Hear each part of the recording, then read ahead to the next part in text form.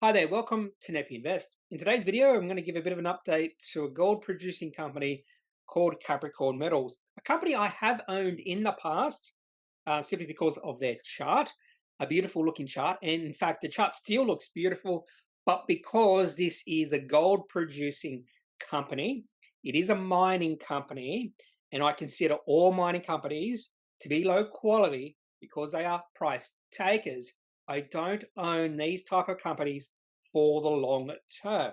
I just ride the trend, ride the positive sentiment. Now, in saying that, and even though I did take profits, and really taking profits typically is not a bad thing. Sometimes you can sell out a little bit too soon, and possibly that is true for Capricorn Metals. But I thought I did have a fair bit of gold exposure, and I thought I would decrease my gold exposure. This was maybe a year ago or so. But anyway, last time I did a video on this company was 18 months ago. So we'll just see how this company has progressed over the past 18 months. They've also released an update on their production for the first quarter of calendar year 2023. Might be the third quarter of their financial year. They released that particular update on April the 5th.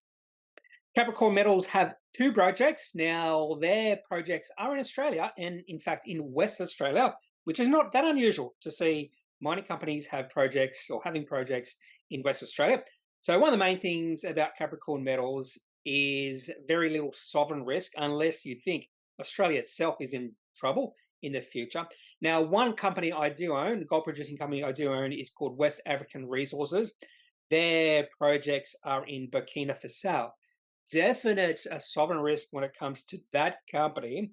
And I do know quite a few investors who refuse to buy into companies that have operations in West Africa because of that significant sovereign risk. But typically, those sort of companies will have a discount attached to their valuation. Capricorn Metals, I'm not sure you can say that. So they do have two projects. One is Karlawinda Gold Project that is actually in production, and Mount Gibson Gold Project is not in production right now, but all eyes are on Karlawinda and how that is progressing. Another interesting aspect about Capricorn Metals is where they got their talent from. Their CEO and people like him came from Regis Resources. So there is a lot of experience within the management of Capricorn Metals. And that is an attractive thing to quite a few investors because typically if you've done well in the past, running another gold company, more than likely you'll be able to transfer that knowledge onto this company as well. Now to a few facts in regards to Capricorn Metals. They are, of course, a gold producer, founded on the 4th of February 2016. And even though they were founded after they listed, the reason that can happen is because there was another company called Malagasy Minerals, and then Malagasy Minerals became Capricorn Metals, probably like a reverse takeover, that sort of thing. I don't really know the history of Capricorn Metals going all the way back then. But as I mentioned before, a lot of the talent in Capricorn Metal came through from Regis Resources, including the CEO, Kim Massey. He was a CFO of Regis for 10 years until 2019. And some of the other senior management, including the Chief Operating Officer, Paul Thomas, he was a Chief Operating Officer and an Executive Director of Regis Resources before he joined Capricorn. And their General Manager of Operations, Mr. Stephen Evans, also had a bit of a history with Regis Resources. From 2012 until taking this position with Capricorn Metals, he was the Regis Group Environmental Manager. And prior to that, he held senior environmental and safety roles within Regis Resources. So again, a lot of experience within this company. And I think this is one of the reasons why this company has been successful over the past 5 years since they, well, actually it's now 7 years since they listed on the ASX, is because all this experience that was in Regis Resources transferred through to Capricorn Metals. Now, one of the largest shareholders in Capricorn Metals is Paradise Investment with a 7.7% holding. Now, last time I did a video on Capricorn Metals in October 2021, the market cap of this company was $943 million. That was at a share price of $2.56. And last time I looked, 18 months later, share price was around about $4.63, which means the market cap has doubled over the past 18 months. That's exactly what you want to see for a company you have held for 18 months. I haven't held this company over that period of time. I did take profits. And I think the share price has increased a little bit from when I took profits. And the ticker code for this company is CMM. Now let's just have a look at some financial data for this company. And what I'm going to do is go back 18 months. Last time I did a video on this company, I showed you this particular slide, their September quarter results in financial year 22. So this is 18 months ago. So it says the customers 51.8 million, operating cash flow 6.2 million, cash on hand 10.5 million. And they did spend a lot of money on acquisitions, tenements, but they also received money through options. They increased their loans up by 15 million, which means the total borrowings at this point in time was $101 million. So let's see how this company has progressed over the past 18 months by looking at the December quarter results for financial year 23. And to be honest with you, things have progressed quite nicely for this company in terms of increasing receipts, increasing operating cash flow, increasing cash on hand, and decreasing borrowings. Exactly what you want to say for any type of company. So receipts to customers up to 77.4 million, operating cash flow positive 36.7 million, cash on hand has increased to 77.8 million, even though they are spending or did spend $3.9 million on capital expenditure, which is property, plant, and equipment, $10.1 million on exploration and evaluation. Total borrowings has decreased from over $100 million to $60 million.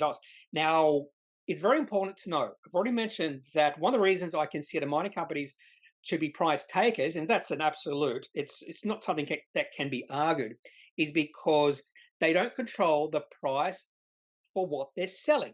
So Capricorn Metals has no control over how much they sell their gold for. So if we see a significant decrease in the gold prices, which more than likely won't happen, and when I say significant decrease, I'm talking about going down from $2,000, which it is about now, all the way down to, say, $1,000. If that did happen, Capricorn Metals share price will fall significantly. And that's the thing you have to be aware of for all mining companies, including BHP.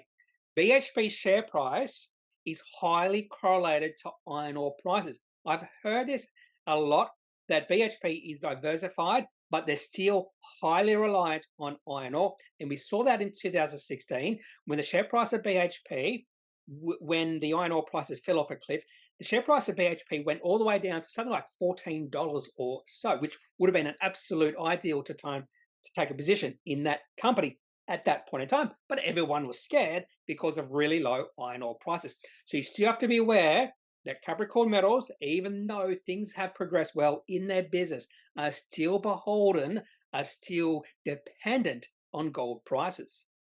Now let's just have a look at some of the half-year numbers. So what we saw in the previous slide was their quarterly numbers. Now let's dig a little bit deeper into their half-year numbers.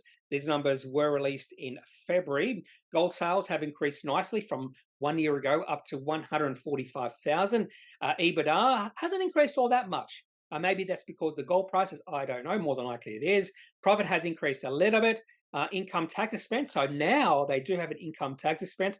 Last year they did it, which means instead of profit going up, profit actually fell from 51.8 million to 40.2 million. There might be some investors who see that decrease in profit after tax and they get a little bit scared off, but you have to know how a company derives their profit. And the reason why the profit for this company has decreased was because of the income tax expense. Earnings per share, just because the profit did fall, fell to 10.7%.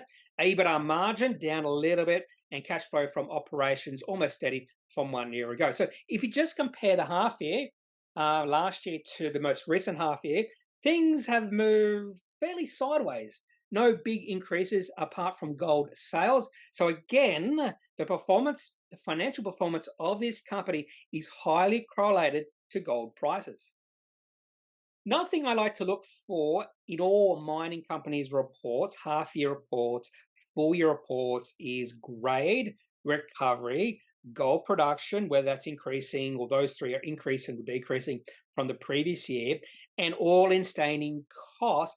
And I also like to compare the all-in sustaining costs for all like companies. So I would compare Capricorn Metals to, say, Newcrest, Northern Star, and I pay particular attention to all-in sustaining costs for smaller mining companies, because that can be very important for one of those smaller companies in determining whether they're going to be profitable or not. Now, Capricorn Metals does seem to not need to spend a lot of money to get the gold out of the ground, because their all-in sustaining cost for the half year was 1,105 Australian dollars per ounce, which does seem to be on the low side.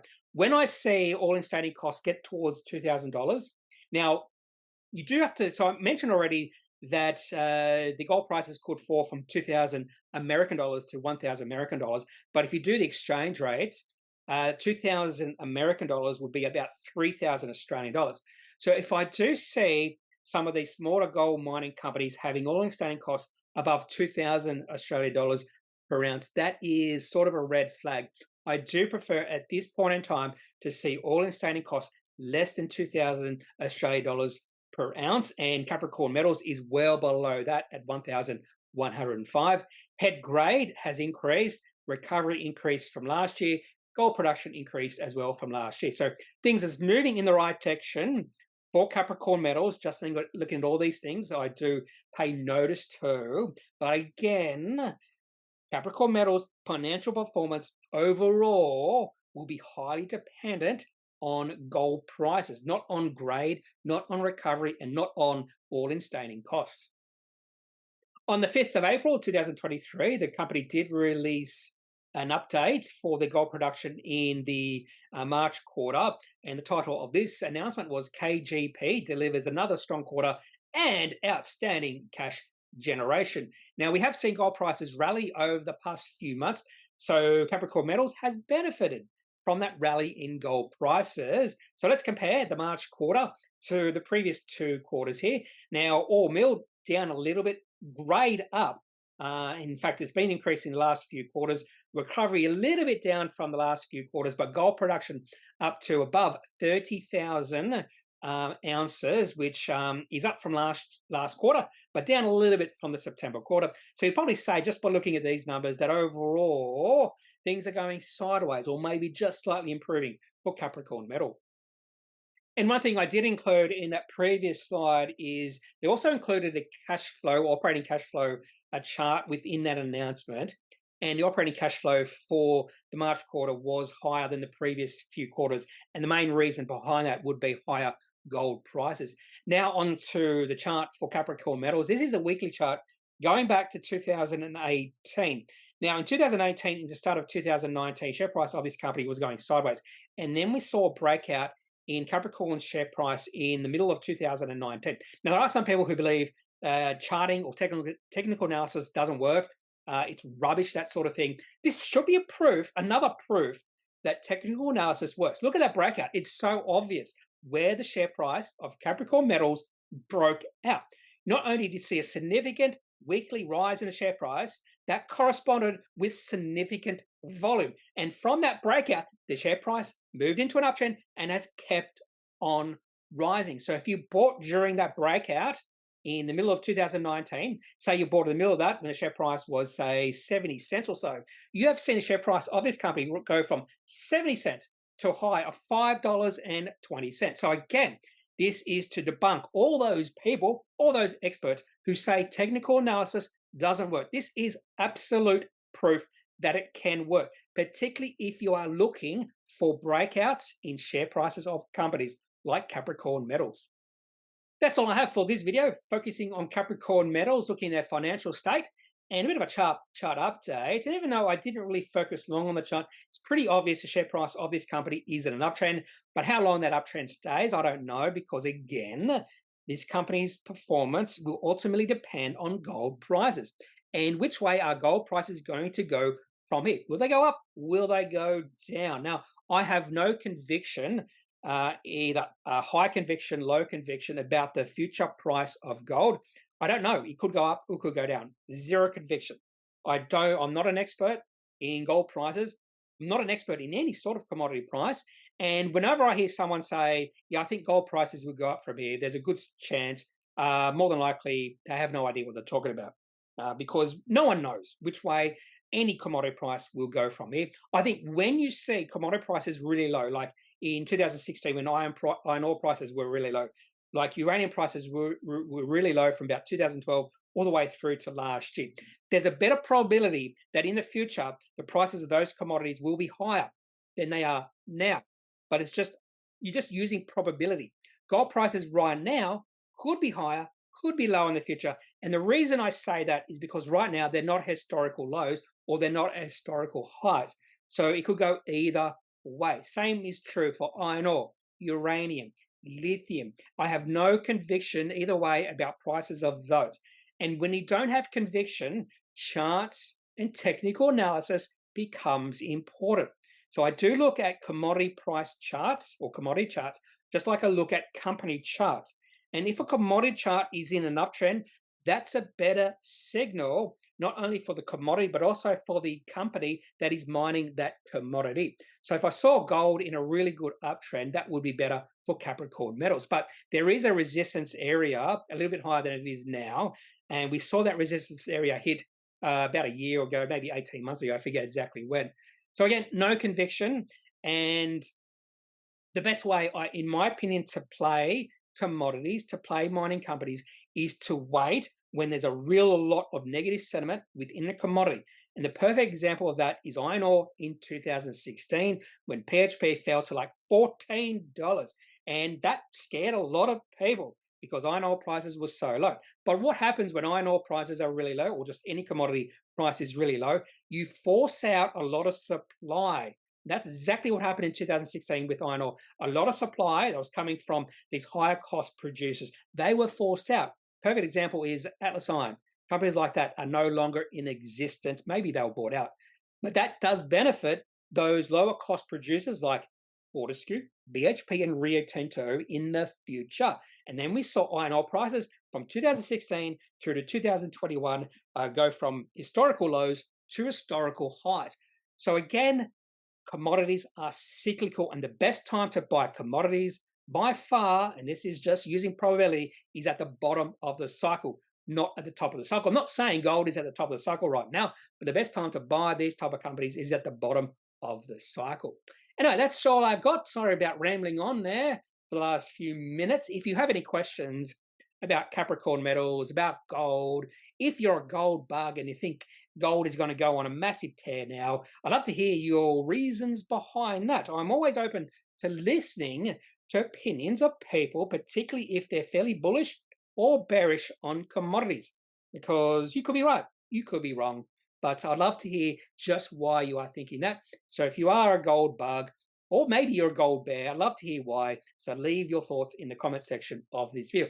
Otherwise, I'm not a financial advisor. If you do need financial advice, make sure you seek out someone who is qualified and can speak to your own financial needs. That's it for this video. Have a good day. Bye.